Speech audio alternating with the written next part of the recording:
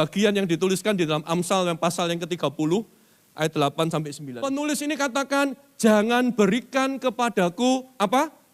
Kemiskinan. Siapa yang tidak mau miskin? Loh.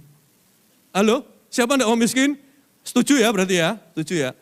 Semua setuju yang ini. Tetapi perhatikan kalimat yang kedua. Jangan berikan kepadaku kekayaan. Siapa yang tidak mau kaya? Yang dia. Halo? Nah, Agur ini katakan, aku tidak mau miskin, aku tidak mau kaya, biarkanlah aku menikmati makanan yang menjadi bagianku. Artinya aku mau cukup-cukup saja, nggak mau kaya, nggak mau miskin. Kenapa? Karena dalam kebijaksanaannya, ketika dia melihat kehidupan ini dari pengalaman hidupnya, dia melihat orang yang kaya itu cenderung lupa sama Tuhan. Jadi kalau ada orang kaya masih cinta Tuhan itu luar biasa. Dan tapi ekstrim sebaliknya, ada orang yang miskin itu jatuhnya ini dikatakan di situ. Dia akan mencuri, ya, dan kemudian itu akan mencemarkan nama Allah. Nah, alih-alih aku kaya dan kemudian melupakan Tuhan, alih-alih aku kaya dan aku sombong, alih-alih aku miskin dan kemudian aku mencemarkan nama Tuhan, aku cukup saja. Ya, prinsip hidup cukup. Ya, siapa yang setuju? Hidup kita cukup saja. Tunggu dulu, sabar dulu, sabar dulu, sabar dulu. Karena ada masalah selanjutnya. Masalahnya adalah ini. Secara alami kita itu cenderung mengonsumsi lebih banyak, bukan lebih sedikit. Betul? Ya kan? Apalagi itu sesuatu yang enak. Kita lagi makan gitu, lagi makan rasanya pengen tambah. Sulit untuk berkata cukup. Ya. Saya mau kenalkan Bapak Ibu Saudara sekalian sama seorang laki-laki. Nih laki-laki itu, wah. Kalau lihat dari mukanya kira-kira pekerjaannya apa? Filsuf. Dia seorang pemikir, dia tulis buku-buku filsafat. Namanya ini, Diderot, namanya Diderot. Dia pekerjaannya filsafat, dia nulis buku-buku yang mengajak berpikir. Tetapi seperti hari ini, buku filsafat itu sulit laku, keuntungannya nggak banyak. Maka Diderot ini, lihat aja, jasnya atau jubahnya dari dulu ya begini terus, jubah yang lusuh. Tapi Diderot tidak ambil pusing, dia merasa cukup dengan itu. Rumahnya sederhana, dia cukup dengan itu. Di meja itulah dia menuliskan buku dan dia cukup dengan itu. Tapi satu kali dia punya masalah, dia tidak bisa menikahkan anak perempuannya. Karena uangnya nggak ada, nggak cukup. Masalahnya didengarkan oleh ratu, karena ratu ini fans beratnya dari Diderot. Sang ratu katakan, aku beli perpustakaanmu, buku-bukumu tak beli semua, kamu tak kasih uang lebih banyak dari itu. Bersukacitalah Diderot. Dengan uangnya yang banyak itu, akhirnya dia bisa menikahkan anaknya. Tapi setelah dia selesai mau pernikahan itu, dia lihat jubahku kok enggak pantas ya. Maka dia memutuskan dia pergi ke toko jubah, dan akhirnya singkat cerita dia mengganti jubahnya itu menjadi jubah merah yang sangat bagus. Yeah. Bagus, indah. Dia bawa kemana, wah dia biasanya dia kalau jalan nunduk sambil baca buku, sekarang dia jalannya agak tegak sih gitu ya. Yang jadi masalah adalah dengan jubah merahnya itu pada waktu dia pulang ke rumahnya, dia injakkan kaki ke karpetnya itu, dia lihat loh warnanya kok orang Jawa bilang jomplang ya. Yang ini merah bagus, yang ini bulak. Ya tahu bulak ya, tahu ya. Maka dia pikir, wah ini karpetnya nggak enak ini. Wah sudah, lalu dia pergi ke toko karpet, dia ganti dengan karpet yang baru. Setelah karpet itu datang, dia senang, wah bagus ini. Kemudian dia duduk di kursinya itu. Pada waktu dia duduk di kursi yang sudah lebih dari 30 tahun dia dudui dan tidak pernah ada masalah. Tiba-tiba kursi itu terasa sakit, aduh kok nggak enak nih. Wah nggak enak nih kursinya, nggak cocok dengan karpetnya, nggak cocok dengan jubahku. Maka dia pergi, dia beli kursi. Dia ganti semua dengan karpet dan kursi yang baru. Lalu dia mulai duduk dan dia mulai belajar, dia bikin lagi, dia tulis buku dan segala macam. Ini lampu kok peteng ya, lampunya kok kurang terang ya, ini harus diganti LED ya. Zaman itu belum ada LED sih ya. Akhirnya apa yang terjadi? Dia ganti semua ruangan itu dengan uang yang dia punya itu. Rumah Diderot pun berubah jadi seperti ini. Ya. Dari sinilah terkenal satu teori yang bernama jubah Diderot.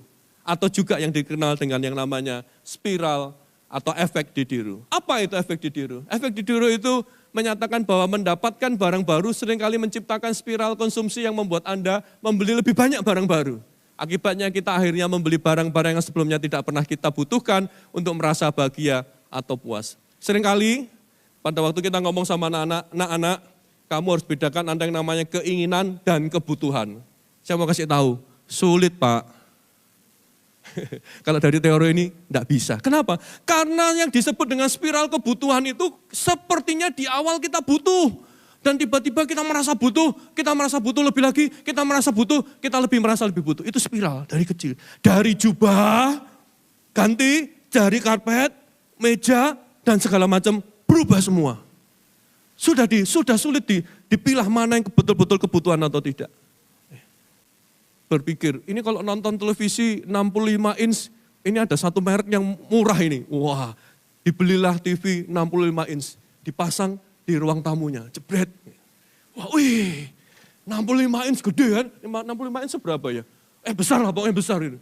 Wah, lalu itu bisa 4K, warnanya, keren. Pada waktu nonton televisi 4K gitu namanya. Terus dilihat, sofanya kok terlalu tegak ya? Sofanya kok kurang nyaman ya. Apa yang terjadi? Minggu depannya sofa itu sudah menjadi yang baru, yang bisa ditarik, bisa buat tidur. Enak nonton. Enak. Terus lihat, ini TV-nya sudah begini, tapi kalau layarnya bagus, tapi kok suaranya kok kecil ya. Apa yang terjadi? Soundbar-nya diganti. Betul? Apakah tadi dia perlu sofa sebelumnya? Enggak, tapi jadi perlu sofa, perlu soundbar. Lalu tiba-tiba bapak-bapak yang suka main PS itu selama ini pakai PS4 cukup gitu. Waduh, layarnya sudah 65 inch, ini soundbarnya udah dum, harusnya ganti. Belilah PS5, haleluya. Sulit untuk berkata, cukup. Gitu. Kalau nggak percaya kita bikin PR ya, nanti Bapak Ibu Saudara sekalian pulang dari tempat ini, pulang ke rumah, tolong dicek itu. Lemari pakaian, atau dicek tuh barang-barang itu.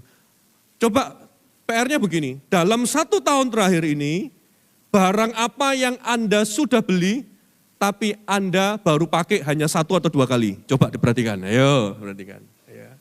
Ya. Nanti Anda akan lihat, loh ini kok aku beli ini ya, kapan ya aku belinya? Ada yang lupa kapan belinya. Saya mau tanya, tolong jawab dengan cepat ya. Tolong jawab dengan cepat. Siapa menurut Anda yang lebih suka belanja? Suami atau istri? Halo? Istri katanya. Sekali lagi ya. Siapa yang suka belanja? Suami atau istri?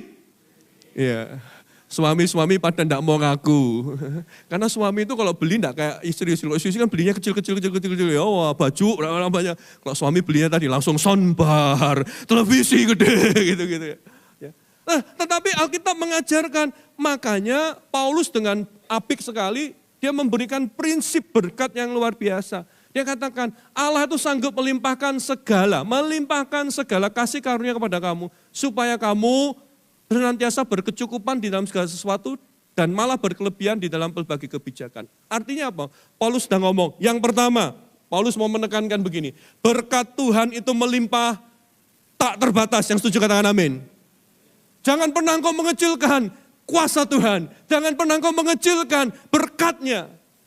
Tuhan tak terbatas, dia pemilik langit dan bumi. Dia menciptakan bumi hanya dengan berkata, jadilah matahari, jadilah terang, jadilah tumbuh-tumbuhan. Dia sumber berkat yang melimpah. Tetapi perhatikan, Paulus katakan di situ, supaya kamu berkecukupan, bukan berkelebihan. Kadang-kadang kita dibalik ya, kita mintanya yang minta lebih-lebih. Untuk aku kurang. Kita susah ngomong cukup. Tapi kalau ngasih orang lain, kita ngomong cukuplah, sudahlah, dia cukuplah. Paulus kebalik itu. Paulus untuk dirinya katakan cukup. Tapi untuk memberi, aku mau ngasih lebih lagi. Wow, luar biasa. Dia bisa katakan, aku cukup dengan apa yang kau punya ini, cukup. Tapi dia mikirin apa yang dari hidupnya itu bisa dia lebih kasihkan kepada orang lain. Artinya, Paulus sedang mengajarkan kepada jemaat Korintus ini, kita hanya bisa menampung berkat itu secukupnya. Berkat Tuhan itu memang tak terbatas. Tapi kita tuh nampungnya cuma dengan 2 tangan ini aja, nggak bisa lebih dari itu. Berkat itu ada porsinya. Kalau kayak orang makan, kita tuh makan ya sudah ada kapasitasnya ya lambung kita itu. Seenak-enaknya steak, kita makan, kalau kita makan lebih dari porsi kita, yang jadi adalah rasa pahit. Asam lambung naik, tenggorokan jadi pahit. Sudah tidak jadi enak lagi. Itulah yang Paulus ajarkan. Sadarilah berkat itu ada porsinya. Kita tidak bisa ambil semua, tidak bisa. Berkat itu ada porsinya. Oleh sebab itu, marilah kita belajar ini.